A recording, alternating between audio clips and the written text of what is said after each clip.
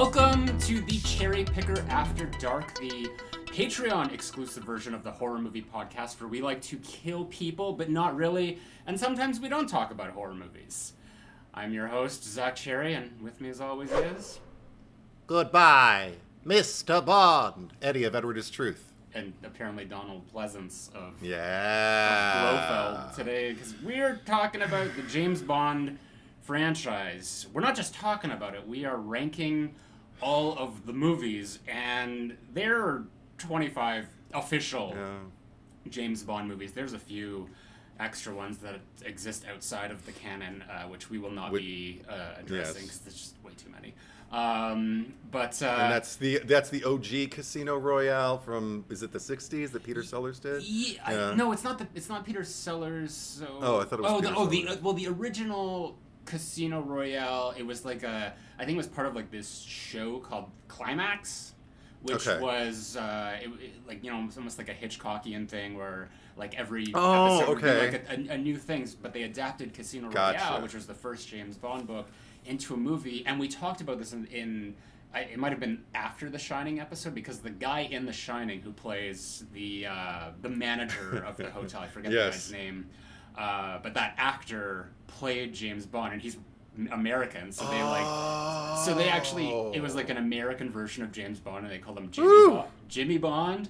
Jimmy Bond, and it was more like a satire, right, or a comedy? No, it wasn't a satire. It was like a straight up, kind of adaptation. But then, because the impression I got was that it was a comedy. Wow, that's great. Well, you're thinking of the Peter Sellers one, which was Casino Royale, which came. Gotcha. And in 1967. So after they'd already produced like 5 official James Bond movies, and then there was that satire, and then the regular movies kept going on. Sean Connery obviously came and went from the role several times, but then he came back again, but not with Eon, which is the Cubby Broccoli official productions. It was this like rival thing. Like there was this whole issue with rights that had to do with I believe it was the novel Thunderball, which was written by Ian Fleming and several other people with the purpose of adapting it into a movie. And then at some point someone was like, no, I'm not going to do this. But Ian Fleming just took the book, and it was like, an Ian Fleming book, and they made the movie. And that's, I guess, officially where the Blofeld character that you referenced in your soundbite was originated from. So in the actual series, they got to a point where they couldn't use Blofeld anymore. Like they lost the rights to use Spectre or Blofeld or anything affiliated with that. So when we get to For Your Eyes Only, we can discuss why that opening scene is so weird. But essentially, the proper rights holders decided that they were going to make a spite film, and Sean Connery, who was kind of like very spiteful towards Eon and Albert Broccoli and all that, was just like, sure, I'll come back and do this movie, which is essentially just a remake of Thunderball with Kim Basinger, and Mr. Bean is in it. Rowan Atkinson. Love him. So that exists. That is not part of the canon. Never Say Never Again is the title. And other than that, I think So I mean, if you count those 3, there's 28 movies altogether. But we're just doing the official 25. And gosh, we've been prattling on about this for a minute. But this is going to be a long recording. Because we're going to talk about each movie in depth. So this is going to be 2 parts. This is going to be part 1, which is going to be the Cherry Picker After Dark for August, which will encompass films 1 to 14, which is essentially the Connery era, Lazenby, and the Moore era. And then next month we will do the continuation of this, which is part 2, which will be Dalton, Brosnan, Craig. Yeah. Finish it off there. Okay, question. Yes. Because you own this Eon saga, yes? On Blu-ray. Do you have the box set and everything? I have a box set. Oh, I wish I had it here with me because I could show you, but it's It's in the other room. It's like a slim case, like it's the 50th anniversary, so it has the 23 films in it, and then Spectre and No Time to Die I had to get separate. Okay, Yeah. So obviously you had enough of an affinity for these films to make that purchase. How did this come into your life for you? James Bond, like officially. Yeah. So, yeah. I mean, I'm like an early millennial. Yeah. 1985. So the video game, like GoldenEye 64, the Nintendo 64 game, which was like the most popular game ever in the 90s. It sort of started there because we would play it, and then like it's like, well, you got to watch the movie too, and then from there it's like, well, I'm just gonna go and watch all the movies because there were obviously references in the game to like characters and stuff.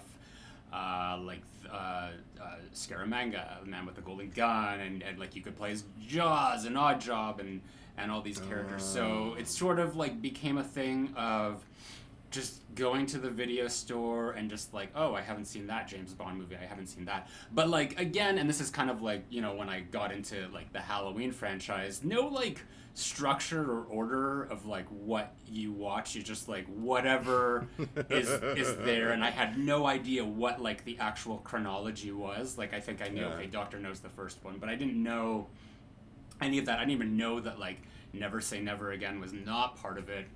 Right. So it was just a matter of just catching up, and that would have been like 1997 because that's when the game came out, and then Tomorrow Never Dies came out that year in December. So that was the first one that I saw in the theater, and I've pretty much seen every Bond film in the theater since then. Wow. But I'd say like James Bond is like outside of horror movies, like probably my favorite franchise of anything or like thing to watch. That's astonishing because one of the things, and we'll get into why, like as we discuss these movies, but just for a little background, I had very little exposure to these before preparing for this podcast. I had seen the original first 3, I think, when we went into lockdown for COVID in 2020, because they were all streaming on whatever platform I happened to be subscribed to at that time. And I got through the first 3, and after the third one, I was kind of like, I don't know if my heart's in this. And there were other things beckoning for me to invest in. And I think that's also around the time I started potting with John Carlos. So, the whole way we met, you and I. But is John Carlos a big huge? He has the box set too. Yeah.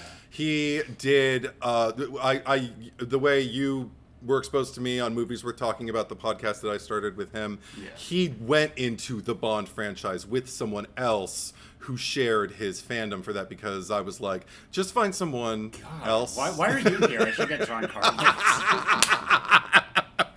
You probably should, but we can bring him back for like an anniversary special or something like that. But I mean, it was interesting though, because I rewatched the first 3, and I made my way through the rest of it, and I do have to say, I didn't expect to fully embrace it and think like, oh, this is what I've been missing in my life, because I didn't. But I also didn't. It wasn't just one great slog either. There were high points for me, and we'll talk about all that. But my father and mother were huge Bond fans while they were raising me, and I had VHS taped off of like cable copies of like From Russia with Love and Octopussy. I even remember like the sides of the the VHS that sat on the shelf in our family room that I never took down, because even though I thought Octopussy, that sounds funny, and I just thought it was about something that happened underwater, and I never.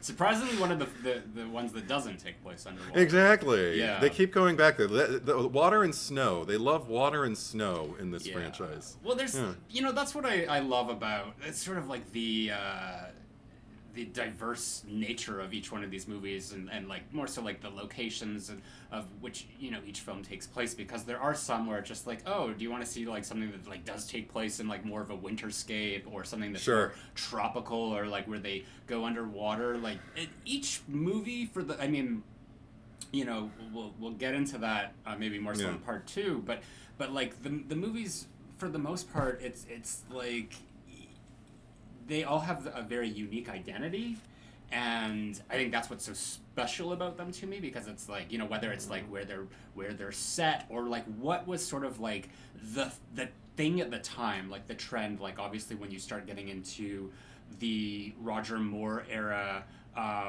like blaxploitation cinema was very popular at the time, so that's why it's sort of reflective in Live and Let Die, and then with The Man with the Golden Gun, like kung fu movies were like really big, so you see that there, and it's just like every passing year, because it would like they would pop these out. I mean, at the beginning it was like every year, but then it started being like every other year, and now it's like every 6 years if we're lucky, or so. Yeah, but it was always like a direct reference to kind of what was going on at the time. So I mean, these movies are kind of like time capsules in that sense. So, you know, that's why, you know, for better or worse, like there's always something that I can take out of it that is enjoyable. Right. Okay. Yeah. Cool. You want to dive in? Yeah. Do you want to read off our tier listings? Oh yeah. Which, by the way, just if you're new to this, whenever we do rankings, because we do not agree at all on anything, so I will have my ranking, which is all the ones on the top here. Edward will have his, which are underneath that, because we tried to do it once, and it was just a lot of compromising and a lot of resentment. Also, and just like, what's the point of like ranking them if we're just going to be like strong arming each other into like, or just kind of go like, okay, I'll accept this if you down the line accept my, you know, like it's just it's a lot of bartering. Yeah. It's like, may as well just have our own rankings to be an honest reflection of like how you see it and how I see it, which are never the same. But okay, so we always start from the top and make our way to the bottom. I think it's more fun to go from the bottom. Actually, this particular time, I think it is too. Yeah. Okay, so the very bottom, the fifth tier. These are all lyrics from various themes, reflecting kind of every Bond era. So from Goldfinger, tier 5 is "It's the Kiss of Death," sung by Shirley Bassey.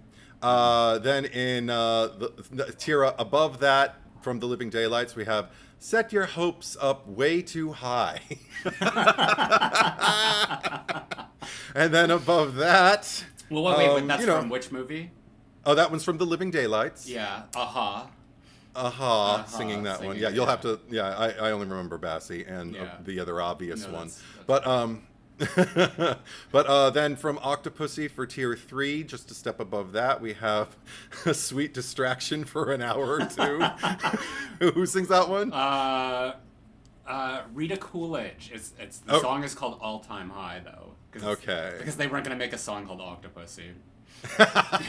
That's a shame. Missed opportunity. And then from Casino Royale, the legitimate Eon, accepted one, for our second tier, for like pretty damn good. "You Can't Deny the Prize." Who sings that one? That's Chris Cornell. The song title is "You Know My Name." Okay. Yeah. And then for our top tier, because someone insisted that this lyric... It's so ridiculous we had to have this lyric as a... So, okay, from Die Another Day, we have Sigmund Freud, "Analyze This," as whispered and stated by Madonna. We were trying to find a justification, and the only one I could find is that, like, well, maybe it's because Sigmund Freud...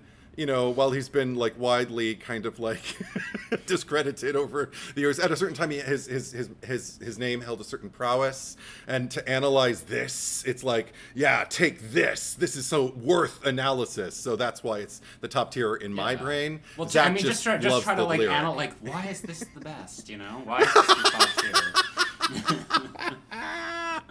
So I would have just gone with Tina Turner. "You're simply the best," but it's not a Bond song. It's not a Bond song. I wouldn't have cared. Did you say? And everyone knows, but that's from Die Another Day. Die Another Day. Yeah. Okay. Yeah. So those are our tiers. Amazing. Let's dive into it. And this is, of course, a Patreon episode. So what you're seeing right now, if you're just watching it on YouTube or listening, this is the preview. So if you want to check out the full episode, you can head over to my Patreon account, patreon.com/ZackCherry, ZackCherry, and subscribe at the Freddy Krueger tier. That will give you access to all of the Cherry Picker After Dark episodes. Also, any tier will get you early access to all of our episodes, and all of the support we get on Patreon really helps make this podcast very special. It helps us with, paying our editor, Jason Voorhees Gallotello, who I'd like to shout out and say thank you to right now. We appreciate all the work that you've been doing. Also, I should shout out my Patreon, my top tier Patreon supporters as well. So, thank you to my Michael Myers Ghostface tiers. We've got Kyle Beard, Sam Levy, Ali Hamouche, Shane Allingham, Tim McKay, Stephanie Starbright, Horror Slut 95, Bruce the Genetic Jackhammer Rando, Gary Blasek, Josh Carr, Michael Boswell, Brandy Beebe. And then thank you to my Ghostface supporters, Eric Champney, Daniel Saturn, Baby Ghoul, good to have you back, and Garrison Nichols. Yeah. So thank you very much to all of you. And yes, if you too would like to support the Cherry Picker or me, myself as a creator, you can head over there and sign up today. All right. Dr. No, starting from the beginning, Edward. All right. Let's just start chatting about it. I'm assuming that you watched everything chronologically. Yes, of course. Yes, okay, awesome. I'll just say this is a movie that is very slow and really is not all that interesting. However, what I do like about it is that it really kind of sets the pace for the character, and this is I think above any other movie, this is where you really get to see who James Bond is and all the little James Bond quirks and whatnot. So in a sense, this is a very integral viewing. It kind of gave me notes of, in its way, to the franchise. Mm-hmm. Kind of like the Buffy the Vampire Slayer pilot, in that you get kind of the basics, the bare bone basics of what's to come, things that will be built upon. It's all there, and it's just but it's a foundation that it's just kind of you can see the way things would be developed in the future, even just by reputation for someone who was not familiar with the franchise specifically, just the references that are made to it, in mainstream media throughout my life. I also felt like James Bond didn't strike me as particularly remarkable in this installment. He felt much more kind of like a paper doll for boys, if that makes any sense. It literally felt like there were little hands around a Ken doll, as it were, but a suave Ken doll, kind of making him move from room to room, as he just kind of moved through vistas in various elegant suits with his hair coiffed and with a pithy phrase. And I honestly, I don't even remember the conflict. Even his exchanges with Dr. No seemed very civilized and calm, and there was never really any passion at play for me with regard to 007 established as a character. He wasn't much of a character to me. It was much more of a here's the basic scenario you will move into continually. And the fact that I know it was a hit, and I think every single one of these films that we're discussing was a hit. None of them lost money, correct? I don't know enough. Okay, I know when I checked... There might have been some. Okay, yeah. I checked the budgets for all of the Sean Connery movies at least while I was moving through. And I know as long as he was Bond, and also for the first few after he had left the franchise and then come back and then left again, they were big monumental hits. This is a franchise that has a lot of ups and downs commercially. So I mean, I'm sure there's some that were probably, and I would say you can usually tell because it might be around the end of a certain actor's tenure, and that's why okay, we got to replace this person because like they're just not bringing it anymore. So I mean, maybe like A View to a Kill didn't do particularly well, but again, I don't know. I'd have to research this, and I wasn't coming into this with like a box office budget perspective. Okay. I was more just like, what do I like and what do I not like? Sure. This one, I always actually used to really love this one because I love the little like the Jamaica setting and sort of the idea because this is like the early template, but like the island, like the villain's island and all that, and Ursula Andress as Honey Rider is kind of like the epitome of like the iconic Bond girl. Like that scene of her emerging from the ocean is just like it's like a pop culture staple. Like everyone knows that image. So that's like there's a lot of like surface level things in this that like really jump out at you. I really like the music in this one. I mean, I like the music in most of them, but like just like for what it is, like 1960s, like this might be the era of films like the Connery ones that I've had a lot of reappraisal of, and like not for the better, but the one thing about all of them that I really appreciate is the aesthetic of it, and just like everything that you mentioned before of like Connery himself, and just sort of like this the paper doll aspect of it all, and all like here's his martini glass and here's this, like there's something about like that 60s aesthetic that just really speaks to me. It's like that Last Night in Soho, how she was just like so entranced by anything 60s and like wanting to transport back there.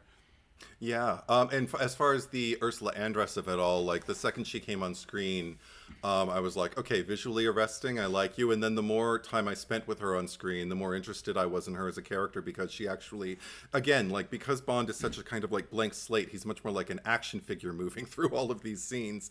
I don't have a lot to, me, I like to go in for like, an emotional connection. There wasn't a lot for me to kind of get my hooks into. It's not that I disliked him, but I didn't really like him either. I was just kind of like, okay, let's watch him walk into this room or check into this hotel or flirt with this woman, But then Ursula Andress came on and she seemed to have this, or at least her character, Honey, seemed to have this connection with the place, her land, the place of her home.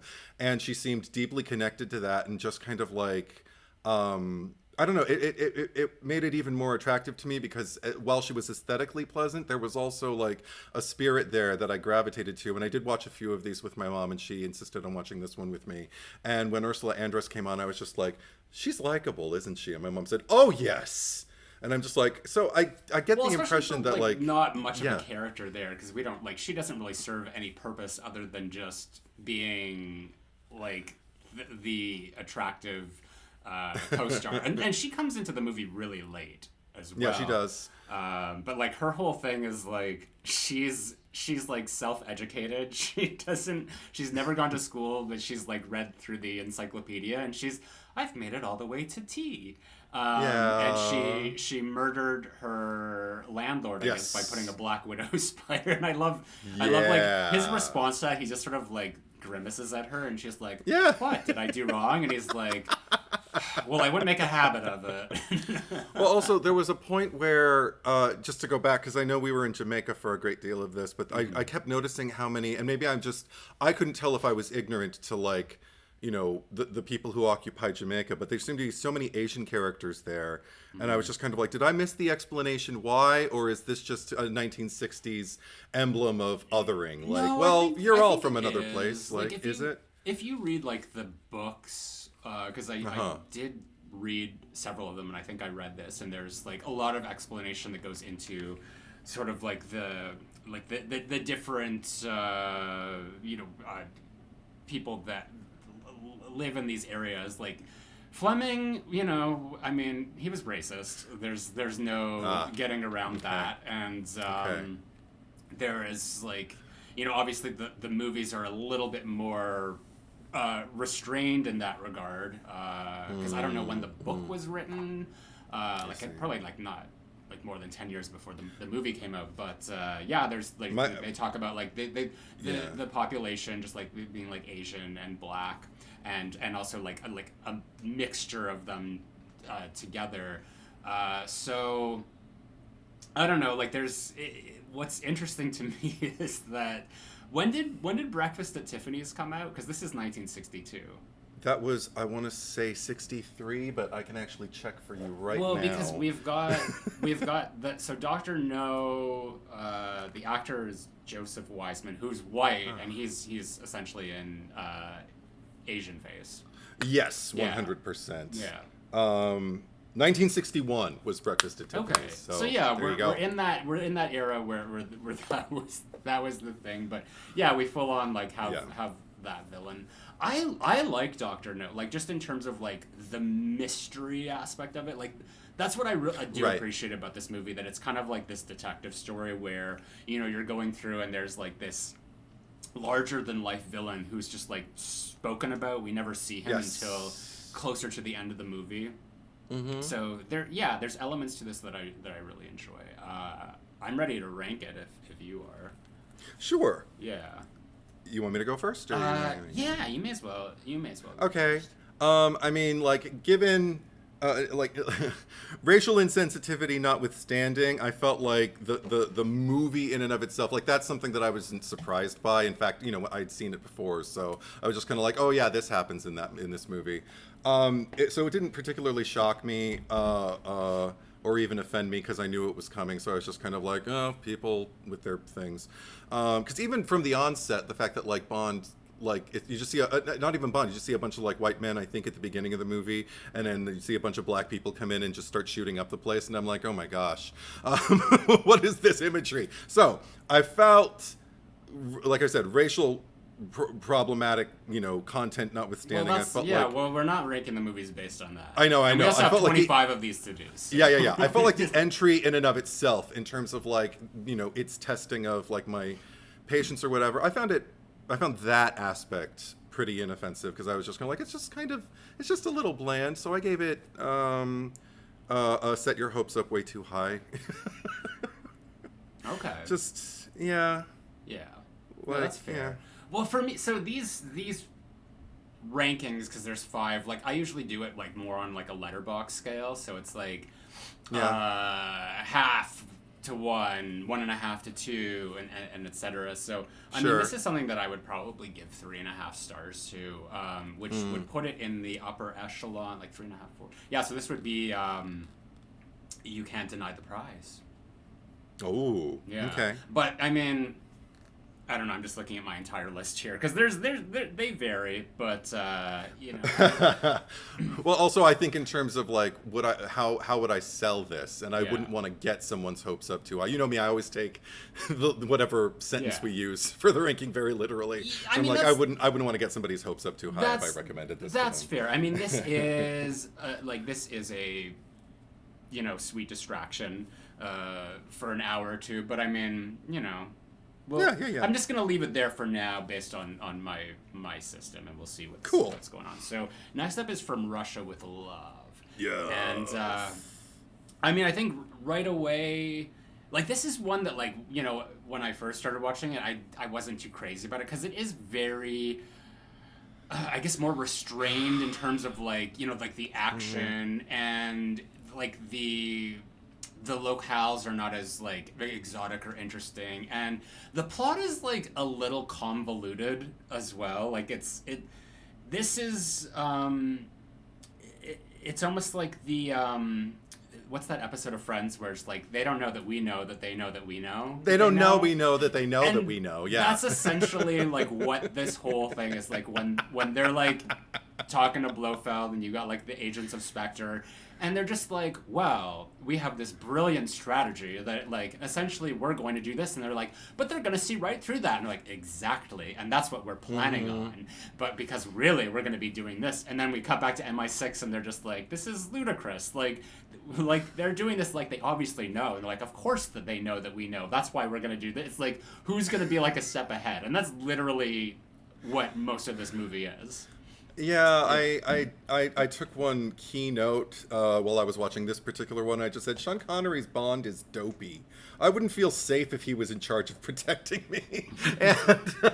And everything with, I mean, I agree with you. I enjoyed this one less than Dr. No. Really? I felt like it was even actually kind of duller because it was just kind of employing everything that had already been introduced in Dr. No, but I felt like it was less clean. I do have to say there were some high points for me. Lottie Lenya playing Rosa Klebb. Oh my God. I mean, I'm a huge fan already. She was married to Kurt Weill. She was this cabaret singer. She performed in the original cast of Cabaret on Broadway. She is monumental, and any opportunity, I had forgotten that she was in this movie. So she was a high point for me also because her character is just such a badass. She's just not in it enough, and she's one of the most interesting people because I'm just like, look how fucking tough you are. And also at one point, I can't remember if it's this movie. Yeah, it is this movie. Doesn't somebody get like killed alongside her, and she's kind of like, oh shit, okay. The shit just got real. Yeah, that's Kronstein, because it's like when they're in. Yeah. It's essentially like the Austin Powers movies, where it's just like, this is what you get for failure. Because there's literally like Blofeld has like a zero like tolerance for you know any wrongdoing. It's just like, we don't just fire you, we're gonna like murder you as well. And make an example out of you. Yeah, that was pretty cool. I don't agree. Like, I actually like this better because I think that it takes everything that the original does and it's just like, it's more interesting. Like, it is like really convoluted, and it's kind of like a little bit of a roller coaster in terms of like, okay, like lulls and then highs. Not that Dr. No is like this white knuckle, like high octane thriller from start to finish. Like, there's a lot of like nothing scenes going on. But this one, like, this feels like, again, like what I was saying with the movies being reflective of the time. Like, this one has sort of like a Hitchcockian aspect to it, which I really like. And you know, I do like the villains in this, like especially Red Grant. Because that scene on the train, like, that's really interesting, and that goes on for a while, and it's just like it's very tense. The only problem is that as soon as that ends, it's sort of like, well, where do we go from here? And it's sort of like it goes back to being like a little dull until the end of the movie. I get so bored with this one. I literally check out, and I just kept trying to like shake my head and just like reconnect with something that was going on. I think a big part of it was also how much time we spent. Number one, I missed the silly names because we've got Tatiana Romanova, or however you say it, and Romanova. And I was like, Honey Ryder, come on, give me a funny name. And so I missed Sometimes that. And they call her Tanya. I mean, oh God, I just called her Tati when I was watching it. But I mean, even something that like a high for me that is not a high, it was a low for me because it just felt like, what is this? Was the girl fight between those two women to win the hand of the chief's, to win the hand of the chief's son or whatever? And I had forgotten about the shootout that follows. That was actually kind of interesting, like, or you know, action oriented. And I was like, okay, but I still had no idea what was going on. And every time I tried to realign myself, I did not want this early in my rewatch to just go back and have to rewatch it again, because I'm like, no, I know that I didn't like this one for this very reason. It just can't. What I thought was funny was that they were like fighting over whoever before, and then then Bond like steps in, and they're just like, well, forget that guy. We're all about him. But they're like very like cooperative. Like, they're like ready to like join his harem and just like be like, you know, like, yeah, we're like knitting your, like, stitching your suit back together and doing all this. Yeah, right. And then they leave and they're like totally, like, these two were just about to murder each other, and now they're just like longing for like, oh, does he have to leave? I guess we're friends now, but like, oh, and like, what happens next? Like, where do they go from here? So there's a lot of silliness, but I mean, he is like, he's the one that says like, can we put a stop to the fight? Sure. James Bond. So yeah, I mean, I'm ready to rank it. Okay. Yeah. Go for it. I'm gonna put it in the same category of you can't deny the prize. Like, I'm gonna put it above Dr. No. And for me, it's the kiss of death. This is cinematic death for me. I flatlined during this one, and I was like, okay, just keep going. There's more after this. Yeah. You know. But because it was boring, or because of like this? Because it was boring, and then also because the stuff that I remembered. Because also there was another thing. I mean, again, like I'm not looking, you know, for like what's the word? Like the apex of female representation in these movies or anything like that. But the fact, I mean, it was a lot to sit through. Bond slapping Tati. Well, she was just useless. Like, and he was like, "If you like wake up, or I'll leave you here." And it's just like, what? No, but then he slaps her, and the next minute she's like, "I love you, James. I love you. I love you. It's true." And I'm just like, is anyone rooting for this? Like, what? And then later, like, she found out that Karen Bay, who I actually did like in the movie, that he died, and then she just asked at one point, like, no tea? And I'm like, bitch, someone died. So I didn't like her, and I didn't really care for. Again, like I thought Bond was dopey, so I put it in the bottom echelon. There are movies in this franchise I like better than that. Goldfinger. Yeah. Goldfinger. Okay. God. Go ahead. You got something to say. Okay, well, first of all, like, I've known that song because I heard it on The Muppet Show when I was a kid, so I'm, like, singing along with the opening credits, and I'm hearing Shirley Bassey, who, did you see, like, a few years ago on the Oscars, she sang it live when it was, like, No. you know, one of the anniversaries, and they were celebrating, like, Oscar-winning best songs, and I guess this song won the Oscar. Oh, it did? So she's up there, and she sang it, and this was, like, maybe within the last decade, probably closer to, like, 5 years ago or something, and I just remember her up there, and she fucking nailed it. She is, I feel like she, for me, cards on the table, I feel like she kind of is the voice of the Bond themes, not just because she did 3 of them, but because there is something so kind of like grandiose about like her declaration about whatever she's singing that I am so on board with it. It gets me excited and pumped for like what I'm about to see. Yeah. And also, this is the one with Pussy Galore. And I, Honor especially, Blackman, I prefer her when she doesn't like James Bond and when she's not getting along with him because I like watching them butt heads. I love watching women tell him no. That's why they have chemistry, because there's all that shit that they gotta get through. Yeah, then she gives over in the barn. Before they and have I'm a kind toss of in like, the hay. Yeah, well, oh god, so uncomfortable. If you've ever tried to like do anything in hay, it's not fun. Well, yeah, we talked about that in Beyond the Valley of the Dolls.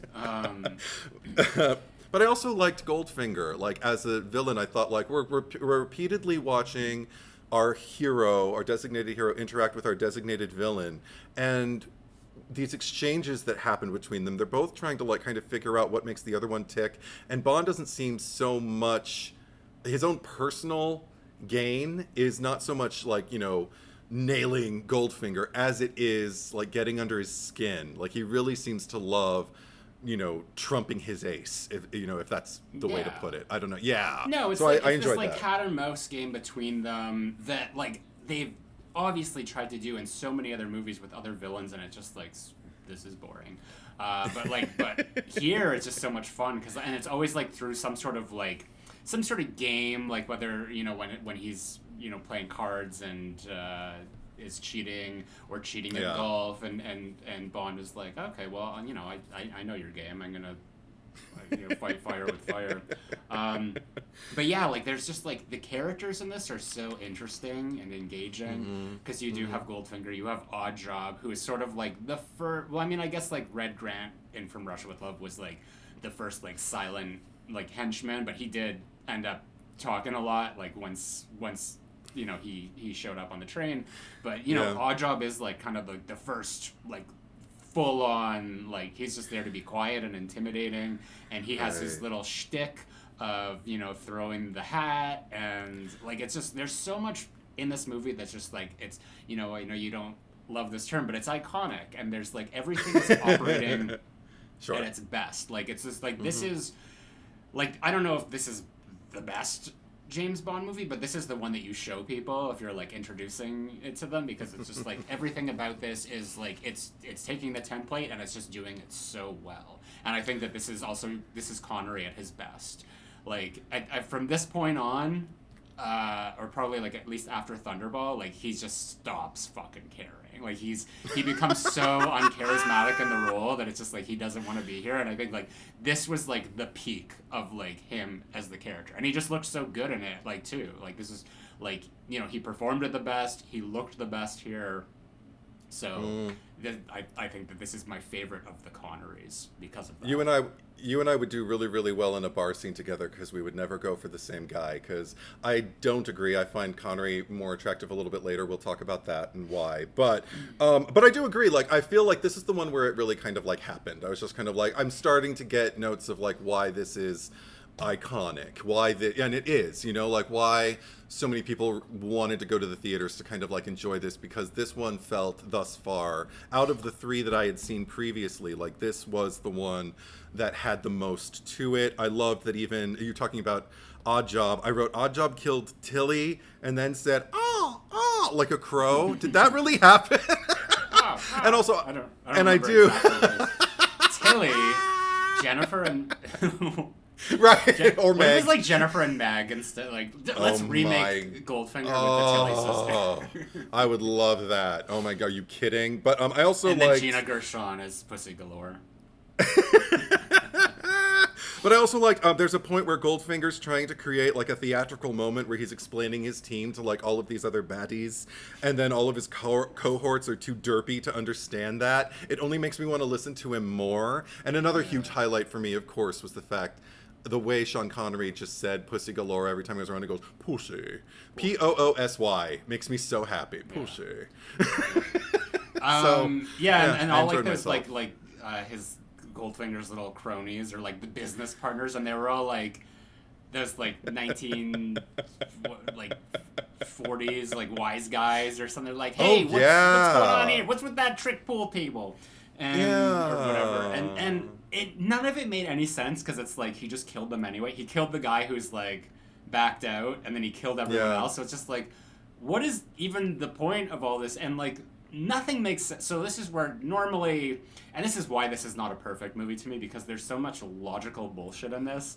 Like they changed the gas canisters and like whatever, but like did they somehow get word out to the entire town that like, hey, this is happening, so we all have to fake like we're dead or unconscious or whatever? But there's like literal like traffic accidents. Like you see like cars that have just like, you know, like rolled over on the road. So it's just like people were really committed to putting on this farce. So it doesn't make any sense, and it's just one of those movies that you have to be like, oh, okay.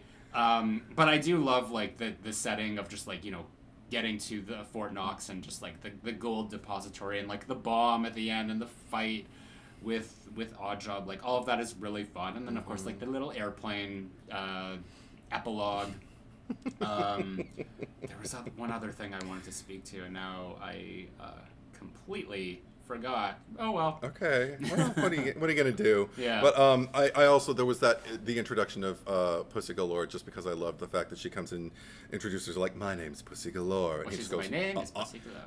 Yeah, and he's just like, I must be dreaming, and I laughed so hard. Yeah. But I felt like the cinematography was even tighter, like just cinematically, like this was more of there was more scope to this. There was more focus on reactions to things that were happening in these environments that they were moving in. It just felt much more kind of like inviting me, you know, to partake in like what was going on screen. So I liked all of that. This is also like the first time that we really kind of like Q is introduced. Actually, Q is introduced in Dr. No, but he's played by a different actor, and his name is like Major Boothroyd.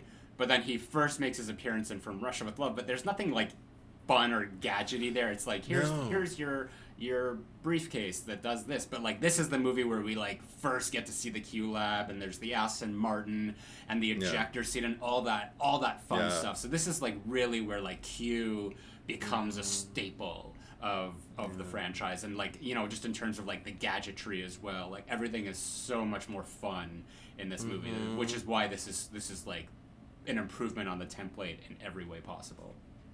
Yeah. So, Again, like the stage is set. Everything has been laid, but now we're really starting to develop things, even if they're just kind of like things that might be like the equivalent of like the Malibu Barbie dream house, but for Yeah. Bond. You know, like I appreciate that. yeah. So for all those reasons, I'm going to say that this is Sigmund Freud. Analyze this. Wow. Okay, well, I didn't like it that much. I'm going to put it at a sweet distraction for an hour or two. I had a good time. Period. Interesting. I would have liked it more if Pussy Galore would have been able to kind of like dislike him all the way to the end and then maybe like go out for a drink with him and that's how it ends. But the fact that she... Well, that's a really weird fucking reason to put Hey, it in. I get to have my rankings, you get to have yours. You do, but like, I mean, Sigmund Freud analyzed that, you know? Go ahead. All right. Have at it. It'll make more sense as we move through this franchise for the both of us. Now we're on to Thunderball. Yeah, we are. And I'm just gonna say right off the bat, I don't like this one. I love the music in it. I think the score is really fun. Like there's all these like tingly little like spy beats that show up here and there. But I just find this one to be such a slog. It's the longest one runtime to this point of the first four. There's so much like underwater stuff that just like it moves like as like molasses, and this is like the climax of the movie where it just like I think the villain like Largo, while he's like it's like it's the guy with the eye patch, like like you recognize that. He's pretty dull as a villain. Like there's nothing really like that interesting about him. I think that like Fiona Volpe is probably the highlight of this movie. She's the female henchman or the henchwoman, I guess, who her whole thing like she's just kind of like the femme fatale, like the early Bond femme fatale, and they're always like redheads. But I think the kiss of death, as it were, of this movie is the fact that the entire plot is explained from the very beginning. So it's like the villains say, this is what our entire plan is. This is what we're going to do. And then we literally watch it play out exactly as they said it was going to be. So it's like we're, as an audience, always like several steps ahead of where James Bond is. So we just watch him like kind of like move through this movie, and like now we're gonna go here and we're gonna go there, and like even the cat and mouse of it all is just not interesting, because it's like, what are you even doing? It's not like a Goldfinger thing where he's trying to get not only under the skin of his opponent but also like inside his brain and understand him. And like no one's interesting enough in this to do that. And I think the thing that I was going to say about Goldfinger that I remember now is that with that there was sort of like this revelation, because like even Bond at one point was just like, you're gonna steal all that gold, like that's not even gonna be possible. It's too heavy to move out, and like that's what you would assume. And he's like, actually, surprise! I'm gonna like set off this radiation bomb and render it like completely valueless for the next 60 years, so my gold becomes more valuable. Like that's an interesting twist. There is nothing like this in this movie, because it's like they basically say, this is what we're gonna do, and we're gonna hold the world ransom for $100 million, and it's just like everything about it is just so lazy and uninspired. And this, of course, this being the movie that was written by 3 different authors, and it became this whole fucking like rights issue. It just, none of it is worth it to me. I agreed, and for this to be like the kind of the first one that I'm experiencing, like for the first time, for these purposes, it was a slog. It was like, oh no, like I was right to stay away from this franchise. And I mean, again, like there were little high points here and there. Like I thought the jetpack in the beginning and the funeral, and even the trope of like the man dressed as the woman in mourning and stuff like that. I was like, oh, this is the shit that always gets satirized when people are making fun of this, even if they're just referencing it, like whether it's an Austin Powers movie or it's like the OG Charlie's Angels movie with Drew Barrymore pulling off her LL Cool J face. But I just thought, like, I again, like I felt less and less attached to Bond as someone who I want to watch succeed when he was with that nurse who he's sexually harassing and forcing a kiss on and stuff. And I'm just like, dude. And all the stuff in like the spa at the beginning, it's just like, and it's like, and that's another thing. It's like, what? It's such a coincidence, like that he happens to be staying at this spa at the same time, and it happens to be right next door to this airbase. Like, it's just like, it's the laziest writing ever. And like it went on, like all of that went on for 40 minutes before like we're like, okay, now let's move on to the next part of the movie. Right, and there were other little things that were interested that we didn't really pursue. Like I seeing the chairs of all of the 00s in that one room and everything. I was like, oh, see, this is interesting. Like I'm a nerd. Like I like to know like the infrastructure and like what are the other 00s like? Is he an outlier or are they all like him? I have a feeling he's an outlier. Like he's always the rascal. Yeah. They always know to put 007 in, you know. And that's another thing we'll talk about in a second. But well, not in a second, in a little bit. Mm-hmm. But Sean Connery also at this point, this is when I started to realize, okay. I think in the first movie he was affecting a quasi, you know, kind of like pseudo English, you know, but UK, Scottish, Irish, English, you know, you can find like some kind of generic thing that kind of sounds a little bit like all of them sometimes, and I think that's what he was trying to put on in the first 3 movies. This one, he is full on Scottish. He is full on, and I'm like, okay, whatever. But I do think this is the one for me where I was like, oh, he looks the best out of any of the ones that I've seen though. Like I never looked at him and thought, ding dong, but this one I was kind of ding dong, purely aesthetically, not as a character. But and just technically, I just in addition to like all the plot holes and everything like that, I think just as far as the editing is concerned, these are the most abrupt scene endings and the strangest transitions from just like one moment to the next. Like I found it difficult to just kind of follow the course of the film because there was no flow overall. It felt very incredibly choppy and just thrown together, and I was like, how many hands did this pass through before it reached the public? And did the public just eat it up? And then I checked the budget and I checked the box office return, and they did. They ate it up. So I'm like, all right, who am I? But I agree with you. I put it, or I don't know if I agree. It's the kiss of death for me. You said kiss of death, but you didn't say you're putting it in kiss of death. It is in the kiss of death for me. It is below From Russia with Love. Okay. Awesome. And I mean, I've got this, I guess where I would put it is a sweet distraction for an hour or two. See, I'm more forgiving of these movies. Like, this is not good, but it's still Bond, and it's still that 60s aesthetic that I love. So there is, you know, I can just have it on in the background, and it's just like a sweet distraction. But I'm not engaged in it. I'm not involved with the plot in any way. So I'm good. I'm just gonna, spoiler alert right now, there's probably not gonna be anything that is in It's the Kiss of Death for me, because like It's the Kiss of Death is just like complete utter garbage, just in terms of like on a Letterboxd scale.